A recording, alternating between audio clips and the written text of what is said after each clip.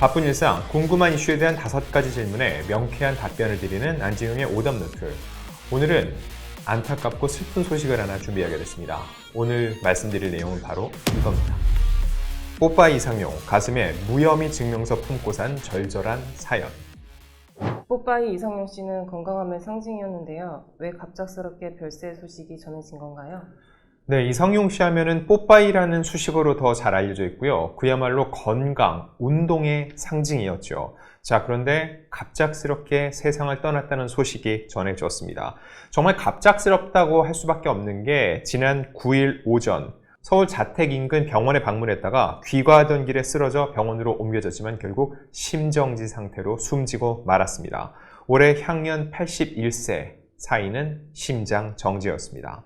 그런데 중요한 건 이상용 씨는 숨지기 바로 전날 8일에도 강연을 다녀올 정도로 굉장히 건강한 상태였다는 거죠. 그런데 감기 등의 기운이 있었고 병원에 다녀오다가 호흡곤란이 왔었다는 겁니다. 그리고 평소 큰 지병은 없었다는 게 주변 이들의 전언이었습니다. 사실 이상용 씨는 그 누구보다 건강에 자신이 있었는데 왜냐면 실제로 자기 관리가 굉장히 투철했습니다. 굉장히 어린 시절부터 운동으로 단련됐기 때문에 웬만한 이런 병치레 없이 정말 건강한 모습으로 대중들과 만나 왔었거든요. 그래서 평소에 사석에서 고 송혜 씨와 워낙 친분이 두터웠는데 송혜 형님이 95가지 마이크를 잡았으니 나는 100살까지 활동하겠다고 공인해 왔는데 안타깝게도 지난 9일 부고를 전하고 만 겁니다.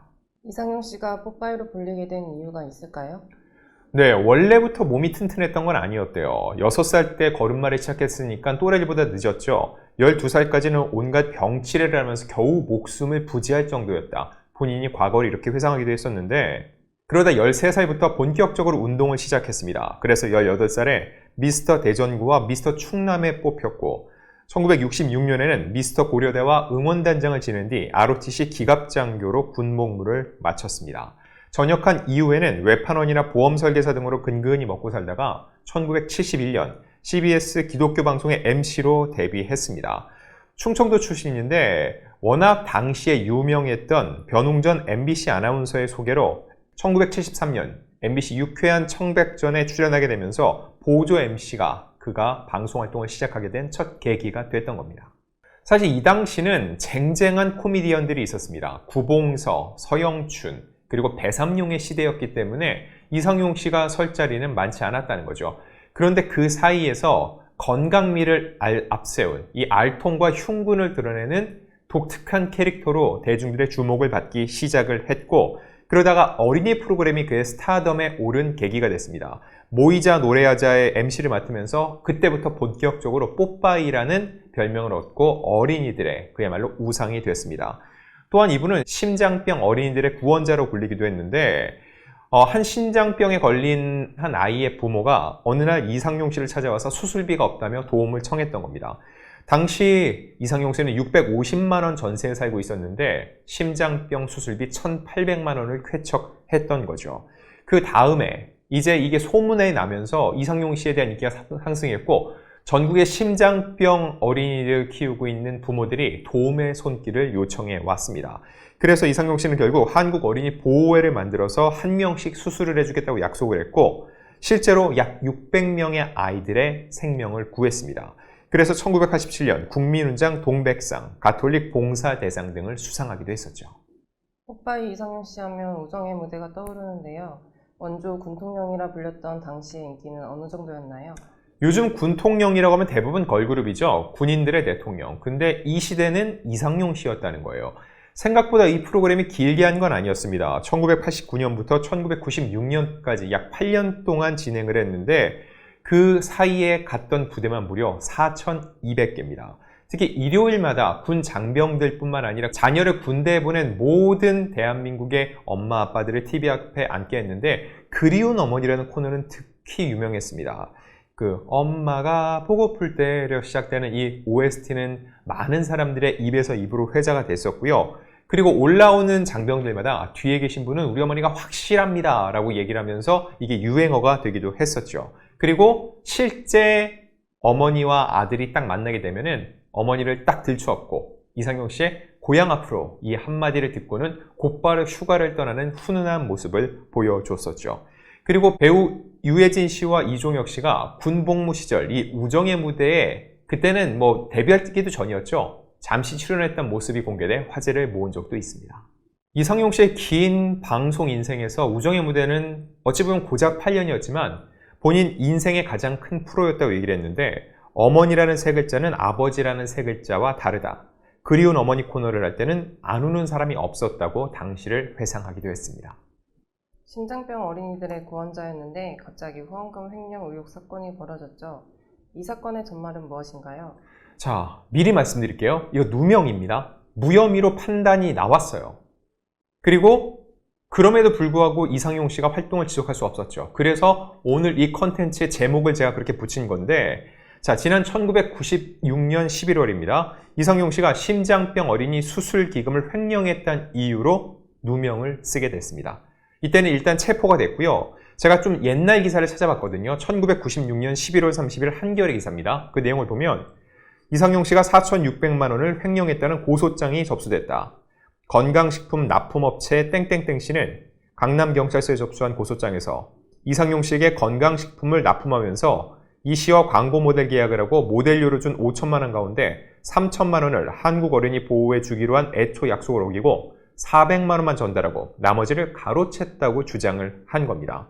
그리고 이에 대해서 이상용 씨는 당시 받은 돈은 5천만 원 모두 광고 모델료라고 반박을 했었죠. 자, 이 당시에 체포까지 됐었는데 4개월에 걸친 그 조사 결과 어떻게 됐을까요? 이거는 1997년 3월 1일 조선일보 기사입니다. 심장병 어린이 후원금을 횡령한 혐의로 검찰에서 조사를 받은 뽀빠이 이상용 씨가 무혐의 처분을 받았다. 이 씨는 출판사 대표와 자신의 사진을 책에다 담도록 허용, 책 판매 수익금의 일부를 초상권료로 받기로 했으면서도 수익금이 심장병 어린이를 위해 쓰인다고 대중을 속이고 심장병 어린이 후원금을 가로챈 혐의로 서울지검으로부터 조사를 받았으나 무혐의 처분을 받았다. 무혐의라는 건 무죄랑은 다릅니다. 무죄는 경찰, 검찰에서는 혐의가 있는 것을 보고 재판에 넘겼는데 재판을 받아보니 죄가 없다가 나온 게 무죄인데 무혐의는 검찰 단계에서 이거는 죄라고 볼 수 없어. 혐의 자체가 없어 라고 봤던 거였죠. 자, 그럼에도 그 결과는 처참했습니다. 일단 우정의 무대는 진행자를 김병조 씨로 교체를 하고 근근히 유지되다가 결국은 종영되고 말았고요. 줄곧 맡아왔던 한국 어린이 보호회 회장직도 다른 사람이 맡게 됐습니다. 결국 이상용 씨는 모든 방송활동 및 사회활동을 중단하고 몇 년간 자취를 감췄습니다. 미국으로 가서 가이드 활동을 하기도 했었는데 그때 너무 상심이 커서 시력을 상실한 적도 있었는데 김수환 추기경과 법정 스님의 도움을 받고 조금 더 기운을 낼 수 있었다고 합니다.